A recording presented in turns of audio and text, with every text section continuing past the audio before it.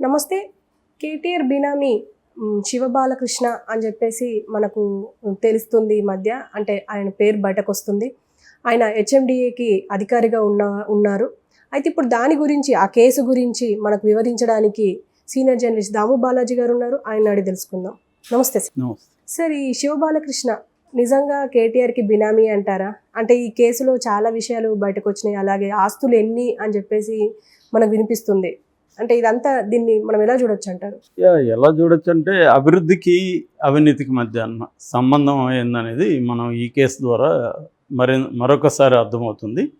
ఎందుకంటే హైదరాబాద్ను మేమే అభివృద్ధి చేశాము, హైదరాబాద్లో ఐటీ ఇండస్ట్రీ మేమే తీసుకొచ్చాము, సిటీని డెవలప్ మేమే చేసాము అనేది కేసీఆర్, కేటీఆర్ వీళ్ళందరూ కూడా ఎప్పటి నుంచో చెప్పుకుంటున్న మాట. దానికి అనుగుణంగానే హైదరాబాద్ చుట్టుపక్కల వాళ్ళకి బీఆర్ఎస్కే ఎక్కువ సీట్లు వచ్చాయి, కాంగ్రెస్కి కానీ బీజేపీకి కానీ రాలేదు. అయితే ఈ అభివృద్ధి వెనక, అంటే వెలుగు నీడలు అంటారు కదా, వెలుగు కనబడుతుంటే దాని వెనక చీకటి కూడా ఉంటుంది. అది గవర్నమెంట్స్ మారినప్పుడు ఆ చీకటిని బయటికి తీసుకొస్తుంటాయి.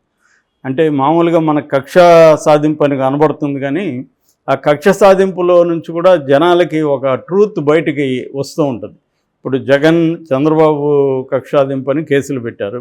కేసులు పెట్టినప్పుడు దీంట్లో ఏమేమి కుంభకోణాలు జరిగాయి అనేది బయటకు వచ్చినప్పుడు జనంలో అర్థమవుతుంది. ఏంది, వీళ్ళు ఖచ్చితంగా కుంభకోణాలు చేసినట్టే కనబడుతుంది, కాకపోతే అది లాక్ దొరకకుండా చేశారు అని అనుకుంటారు. అలాగే జగన్ మీద రేపొద్దున వీళ్ళు అధికారంలోకి వస్తే ఆల్రెడీ చెప్తున్నారు, మేము అధికారంకి వస్తే ఒక్కొక్కరిని కడ్రాయితో ఊరేగింపులు చేస్తాం, రకరకాలుగా మాట్లాడుతున్నారు. సో ఖచ్చితంగా వీళ్ళు వస్తేనే మళ్ళీ జగన్ మీద, జగన్కి సంబంధించిన మినిస్టర్ల మీద కేసులు పెడతారు. అప్పుడు వాళ్ళు చేసిన కుంభకోణాలు బయటకు వస్తాయి. ఇలాగా ఒక రకంగా కక్షాదింపు బయటికి కనబడినా దాని వెనక ఎవరు ఇక్కడ నిజాయితీ పరులు లేరు, ప్రతి ఒక్కరు కూడా కుంభకోణాలు చేయని రాజకీయ నాయకుడు లేడు, అవినీతి పాల్పడిన రాజకీయ నాయకులు లేదు అన్న ఒక నెరేటివ్ జనాలకి చేరడం అనేది, ఆ మేరకి ట్రూత్ జనాలకి చేరడం మంచి విషయమే. అయితే ఈ కేసులో చూసుకున్నప్పుడు శివ బాలకృష్ణ ఇతని పేరు. ఇతను హెచ్ఎండిఏ డైరెక్టర్ గతంలో. హెచ్ఎండిఏ అంటే మనకి హైదరాబాద్ మెట్రో అథారిటీ డెవలప్మెంట్. అదే కాకుండా RERA regulation, real estate regulation act, ఈ రెరా, ఈ రెండింటికి ఇతను డైరెక్టర్గా ఉన్నాడు. సో ఇతను 2021 నుంచి 23 వరకు హెచ్ఎండిఏకి డైరెక్టర్గా ఉన్నాడు. తర్వాత రెరాకు వచ్చాడు. సో ఏదేమైనా ఇతని మీద కంప్లైంట్లు వచ్చినప్పుడు ఏసీబీ వాళ్ళు వెళ్ళి అటాక్ చేసినప్పుడు అప్పుడే విస్తుపోయే ఆస్తులు చిట్టా అక్కడ కనబడింది. ఫోన్లు, నెంబర్ ఆఫ్ ఐఫోన్స్, స్మార్ట్ ఫోన్లు, ల్యాప్టాప్లు, గోల్డ్, క్యాష్, లాకర్లు, తర్వాత డాక్యుమెంట్స్, ఇలాగా. దాని తర్వాత వీళ్ళు కోర్టుకు పెట్టి కోర్టు నుంచి అఫీషియల్గా కస్టడీకి తీసుకున్నారు. ఈ కస్టడీలో చాలా విషయాలు బయటకు వచ్చాయని నిన్న ACB joint director Sudhindra press మీడియాతో మాట్లాడారు. సో ఆయన చెప్పిన దాని ప్రకారం ఇప్పటి వరకు వాళ్ళ దగ్గర బయటపడిన, అతని దగ్గర బయటపడిన పత్రాల ప్రకారం 204 ఎకరాల అగ్రికల్చర్ ల్యాండ్ ఇతనికి ఉంది. ఇతను బినామీలు, ఇతని బినామీల పేర్లు కూడా ఇప్పుడు బయటకు వచ్చాయి. అదేంటంటే వాళ్ళ బ్రదరే శివనవీన్ అంటారు, వాళ్ళ తమ్ముడు భార్య అరుణ, బంధువు భరత్ కుమార్, ఇలాంటి వాళ్ళు కొంతమంది పేర్లు వచ్చాయి. వీళ్ళ పేర్ల మీద ఆస్తులు ఉన్నాయి, తన పేరు మీద ఉందన్నమాట. సో ఈ ఆస్తుల వివరాలు వచ్చి 204 ఎకరాలు అగ్రికల్చర్ ల్యాండ్, 29 ఓపెన్ ప్లాట్స్ 29 ఉన్నాయి. తర్వాత 7 అపార్ట్మెంట్స్లో ఫ్లాట్స్ ఉన్నాయి, ఒక పెద్ద విల్లా ఉంది, 8 లగ్జరీ ఇండిపెండెంట్ హౌసెస్ ఉన్నాయి ఇతనికి. జనగాంలో 102 ఎకరాలు ఉన్నాయి, సిద్దిపేటలో 7 ఎకరాలు ఉన్నాయి, యాదాద్రిలో 62 ఎకరాలు ఉన్నాయి, వైజాగ్, విజయనగరంలో కూడా ఫ్లాట్స్ ఉన్నాయి. ఇట్లా మొత్తంగా అతను తన అవినీతి దగ్గర వచ్చిన డబ్బులన్నీ మళ్ళీ రియల్ ఎస్టేట్లోనే పెట్టాడు.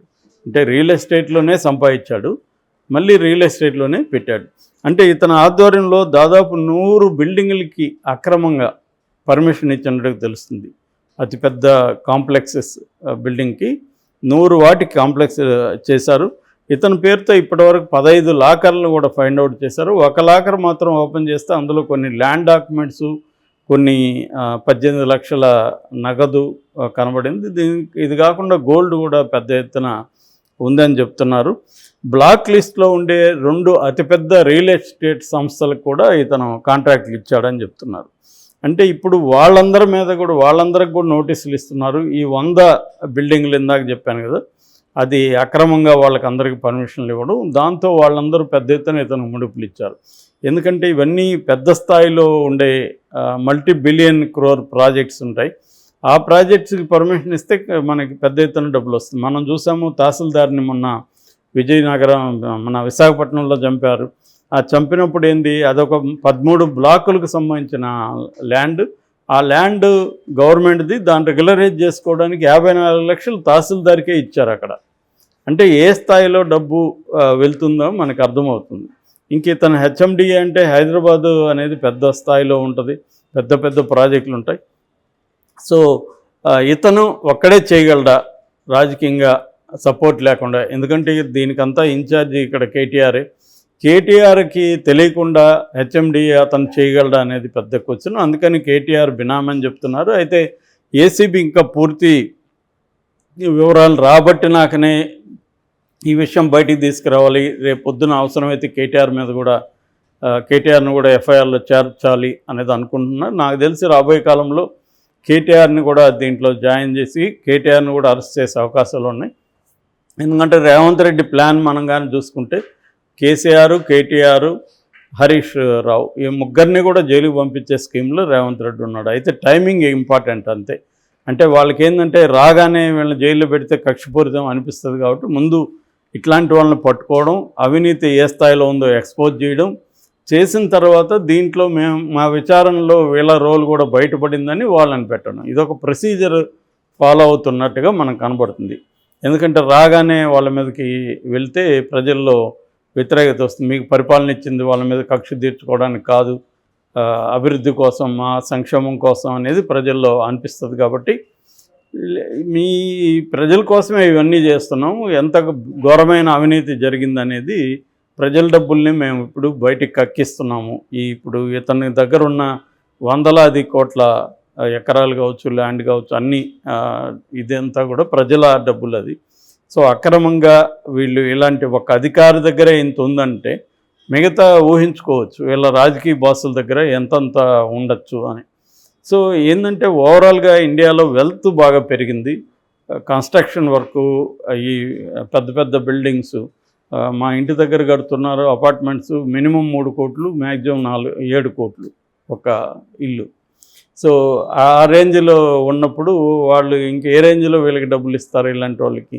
ఎందుకంటే అక్రమంగా డీవియేషన్స్ ఒక ఫ్లోర్ వేసుకుంటే కూడా వాడికి 50-60 కోట్లు వస్తాయి. సో వీళ్ళకి అందులో 5 కోట్లు 6 కోట్లు ఇవ్వడం వాళ్ళకి పెద్ద విషయం కాదు. సో ఇలాగ అన్నీ కూడా డీవియేషన్స్ ఎక్కువ కనబడతాయి.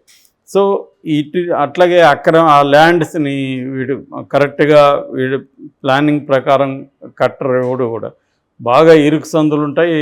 అపార్ట్మెంట్ చూస్తే 10 అంతస్తులు 20 అంతస్తులు కూడా కనబడతాయి. సో ఇవన్నీ కూడా గవర్నమెంట్ రూల్స్ని బ్రేక్ చేసి డీవియేషన్స్ చేసుకోవడం.